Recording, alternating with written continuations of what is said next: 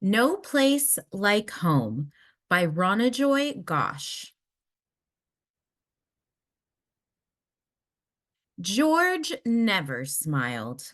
He never spoke to anyone. In fact, George was quite the grump. George didn't even like ice cream. And he definitely didn't like his house. It was much too small for him. The city was no place for a polar bear like George. It was crowded, and George didn't like crowds. All George wanted was to go back home, but he had forgotten where home was. He knew the city didn't feel like home.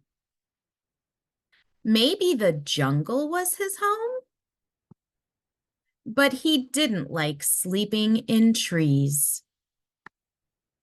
George tried living on a mountain, but he didn't like heights. They scared him. Maybe the desert was home. No, the desert was too hot and it made George thirsty. What about the sea? The sea was better. George liked being in the water. But sometimes the sea made him nervous.